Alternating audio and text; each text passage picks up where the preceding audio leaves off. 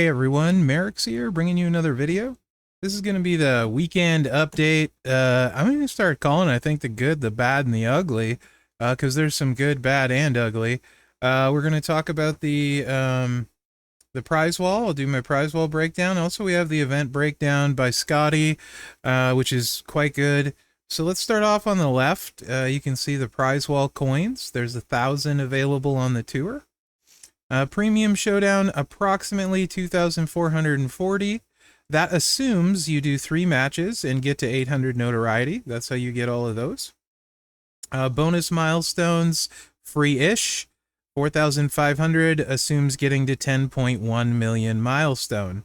That just will break down on the right side how you get to the 10.1. That's why it's called free-ish. Not everyone can.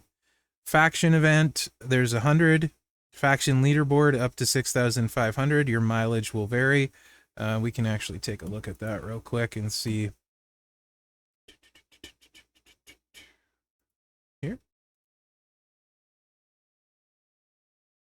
Oops, wrong button. Leaders, rewards.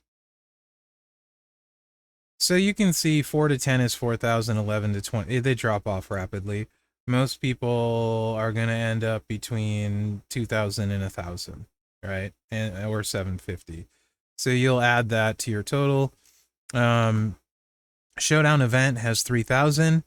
So your total points is 13,540 plus what you get from the faction leaderboard. So in my case, I'd be on pace for 15.4, right? That assumes at least 10.1 million in the solo. And all Showdown event Prizewall coins. So keep that in mind. Solo points, tours have 3.85 million, right? Showdown event itself has 4.2 million. At least 500,000 points may be in harder to reach bonus Showdown milestones. That's typically the case. So I would expect it to be. That isn't live right now, so we don't know. That's just anticipated. Keep that in mind. Faction event has 2 million. Portal free claims 317,000. Total 10.37 million. That assumes all solo points from tours and Showdown event, additional free solo points and Showdown notoriety leaderboards. Final free milestone is at 9.449 million, so the 10.3 is with your bonus stuff. If you're not going to get the bonus to 10.1, you'll readjust your bonus milestones that are free-ish. Also, there's a little bit of play. It could conceivably be possible to, if you are really, really, really like playing dangerously, to not get the 800 notoriety right away and try and get 1 or 2 more wins, and then at the end hit somebody way above you with promoters to try and get it. I personally wouldn't risk that. I just did my 3 for the 2440, but there might be a little wiggle room there if you're super creative and brave and all of that. I'm a coward, so there's that. So basically, I think for the most part, most people should end up, assuming you do get to the last free milestone, you're probably going to end up somewhere between 10 and 15,000, and then a few very lucky ones in the top faction might even get to 20,000. The faction that finishes first, but most of us are going to end up free-ish, somewhere between 10 and 15,000. So there's that. Okay, so I said I was going to do good, the bad, and the ugly. So, let's start with the good, because I like starting with the positive. The good news is, if you go into your tours, go to Hell Mode, and WrestleMania 2 main event, this chest here, if you have, it's 3 different Hogans, I can't see anymore because I completed it, has a chance for one of the new plates. You're going to get one of the reinforced plates for free if you have one of the Hogans and do the survival match. That's the good news. The bad news is, if you, and this is the bad part, if you don't have any of those 3 Hogans, you don't get that skill plate. All right, so we've covered the good and the bad. So what's the ugly? The Prizewall. All right. The Prizewall is definitely the ugly this weekend. So let me start off first talking about these plates. Whenever you make 6+ reinforced gems, increase all your gem damage by 100% for 1 turn. I think people are going to blow how good these are out of proportion. I've heard a bunch of people say, I need this for my Seth, I need this for my Vader. Well, guess what, guys? A Valkyrie plate that you can get on the Showdown wall for free, 250,000 Showdown points. On that prize wall, a lot of you may already have a Valkyrie plate, adds 100% to Seth and Vader. So right away, it's only equal to that on them. A lot of people are like, ooh, green plate, Maxine. It adds 100% on Maxine. Well, so does a Piper plate. Adds 100%. So it's equal to, right? People have said, yay, Asuka, it adds 100% to Asuka. Asuka's probably one of the best examples. Yes, it does add 100% to Asuka, but a LA Bite plate adds 50%. It's only a 50% gain. So it's not huge, and most of us aren't getting to the 20,000 we already established without spending, right? So what am I trying to say? I think if you can get these plates for free, including the 30,000 ultimate, that's great. I think they're great plates for free. None of these plates are plates I would ever spend to obtain. They're excuse me. I don't think any of them are deal breakers, game changers, any of the above. Most of them are side grades, equal to other plates. A few of them are mild enhancers with to the tune of 50% over other options. So I don't think you need to stress about these or concern yourself too much. You get what you get, right? And if you got somebody you love that makes reinforces, I guess go ahead. But all in all, they're not game changers, right? So I'm not going to spend a lot of time talking about them. Personally, I won't be taking any of these plates. I won't get to them, I don't think. So we'll just go with that. This strap, King Kong combo, is ridiculously priced. 35,000 for a strap and some medals. Get out of here.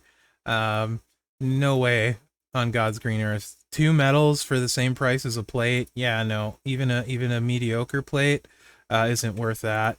These are takedowns, not worth it. You don't know what you're gonna get. Completely random. Hugely terribly priced. These would be like all of your currency for 150% strap. You're guessing on the era. Obviously, I don't love that. It's random, right? These are random medals. Whatever, with leftover, that's fine. I wouldn't spend all my currency on it. So I'm not really a big fan of those straps. Affiliation straps, if you need them, are great. This one has the potential, I believe, to roll 4 times. So that's kind of cool. And then if you need affiliations, they're all random eras and stuff. So keep that in mind. You never know what you're going to get. But the big boy can actually roll, whatchamacallits, Icons of WrestleMania. So there's that. But yeah, the straps, just not so cool. All right. Like I said, Prizewall ugly. Now we get to the shards. So this is grossly overpriced. Honestly, Austin, personally, I don't have him yet. Couldn't care less. Cena's better in every way, shape, or form. His shards are also half the price. So these are grossly overpriced. If you have Dick Kick Cena, you don't even kind of need Austin. It's just a to-have thing. He's way better.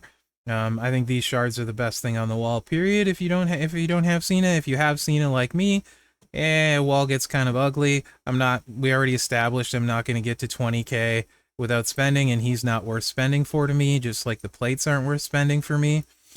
These shards are whatever. If you're still pushing for Dusty, cool. Andre is an awesome coach. Awesome coach. So these are worth getting if you can get him or you're working your way towards him. If you're not a spender and this is what you're missing, absolutely, I rate these very highly. You get 750 of his shards for 7,500. He's an awesome trainer. I use him a lot. 2 red, 2 multiply at gold. You do have to take him to gold, though. He is a focus striker. Be aware. A lot of people are short on those shards. Where the prize wall gets better is if you don't have these 3.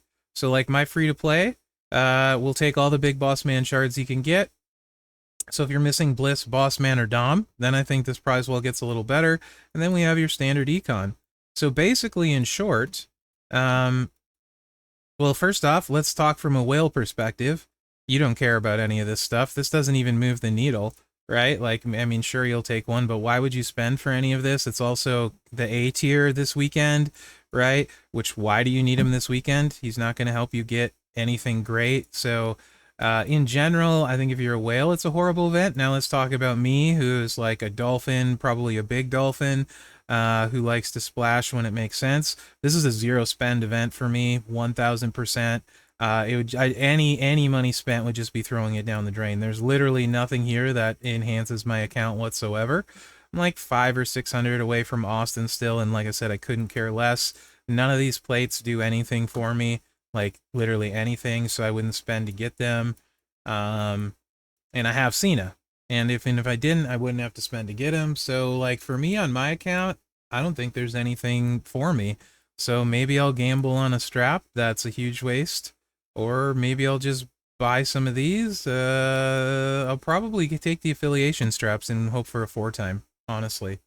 Or an icon. This is probably what I'll buy with my currency. I just can't. This is just really, like I said, it's an ugly wall. So again, like, there's way better events to spend, guys. I say all the time, don't spend $20 at a time, save it, and then save up and spend when it makes sense. This is one of those times when you shouldn't even spend 20 bucks, right? Like, save that, set it aside, and then when you can actually get something with a little bit bigger spend, i.e. back to Viscera, where he was 100 bucks guaranteed, and then you could get, forget which plate it was, it's a really good plate. Punk's gauntlets were guaranteed for 100, and whatever you got in the pulls, right? That'd be a much better situation than spending $20 5 times on crappy events like this, right? So, my opinion, this is an absolutely ugly wall. The great news is, though, it's a low stress weekend, right? Do your showdown, enjoy it. If you have the Hogans, the great news is you can go get one of these plates for free. I do want to reiterate, I think for free, these are great plates. They're enhancers, mild enhancers. You potentially can find uses for them. Not any of these plates, in my opinion, are even remotely worth spending for, right? That's just my opinion. It doesn't mean I'm right, but there's no incentive. This is probably the worst prize wall, unless you're missing Cena, that I can remember in a long time. It's just like, especially one that has plates on it, like, it's just bad. Unless you're in this range, because these are all great A tier superstars. So if you're missing these guys, I think it's a great wall for you. So I want to put that caveat in there. We'll throw these in with the good. Actually, I'll throw these in with the good and the Cena shards in with the good, because I think those are obtainable. So we'll put those in with the good. But if you have those things and you don't need those things, where I'm at on my account, then I think it's pretty terrible, right? So it's definitely ugly. Maybe it's not the worst one in forever, because we've had some bad ones lately around some good ones. This is just not a great one, in my opinion. So yeah, just enjoy your weekend, have fun, go get what you can get. In my opinion, none of these are worth spending for. Don't believe any hype you may see on these plates. They're not good. I mean, they're okay, but they're certainly not good plates, and they're not game changers. They're great to get if you can get them for free, but not worth spending for, again, my opinion.